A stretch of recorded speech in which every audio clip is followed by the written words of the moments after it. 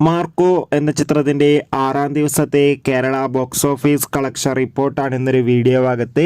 വീഡിയോയിലേക്ക് വരുമ്പോൾ video like ചെയ്യുക, ചാനൽ സബ്സ്ക്രൈബ് ചെയ്യുക. ഡിസംബർ മാസം ഇനിയും ധാരാളം ചിത്രങ്ങൾ OTT റിലീസ് ചെയ്യുന്നുണ്ട്. നമ്മുടെ ചാനൽ ഭാഗം പരിശോധിച്ചാൽ നിങ്ങൾക്ക് കാണാൻ വേണ്ടി സാധിക്കുന്നതായിരിക്കും.